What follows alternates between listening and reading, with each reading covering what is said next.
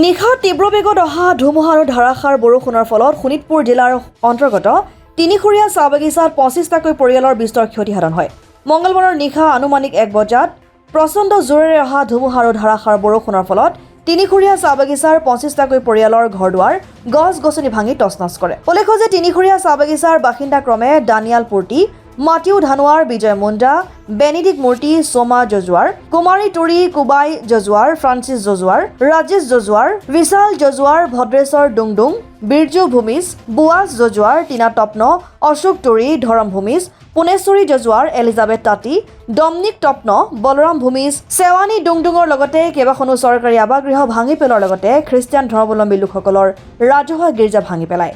নমস্কাৰ, আমি তিনিখুৰীয়া আকাবিল ২ নম্বৰ লাইনৰ আমি বাসিন্দা আৰু আমি দেখিবলৈ পাইছোঁ আমাৰ যি ধুমুহা বতাহৰ ফলত আমাৰ ২৫খন ঘৰ বাৰী ভাঙি থৈ গৈছে ধুমুহা বতাহৰ ফলত।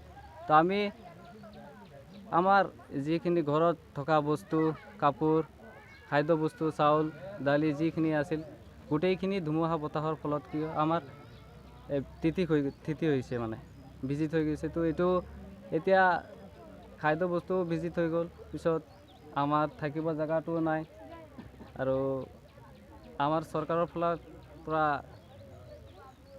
আবেদন আছে যে আমাৰ যিখিনি ঘৰ দুৱাৰ ভাঙিছে সেইখিনি আমাক অতি সোনকালে কিবা এটা ব্যৱস্থা কৰি দিয়ে যেন। লগতে এতিয়া ঘৰ দুৱাৰ ভাঙি গৈছে, এতিয়া আমি ক'ত থাকিম? এতিয়া ভাঙি গৈছে যে আমি ক'ত থাকিম? বেলেগৰ ঘৰত কিমান দিন থাকিম আমি?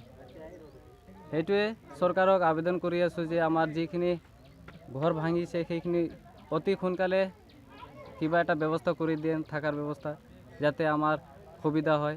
লগতে আমাৰ অশোক সিংহল ডাঙৰীয়াকো আমি অনুৰোধ জনাই আছোঁ যে অতি সোনকালে ইয়াতে আহিখিনি আমাৰ পৰিস্থিতিখিনি চাওক আৰু এই তিনিখুৰীয়া ২ নম্বৰ লাইনৰ যিখিনি অসুবিধা হৈ আছে আমাৰ মানুহৰ, সেইখিনি আমাক সম্পূৰ্ণৰূপে চাই যাওক তাক,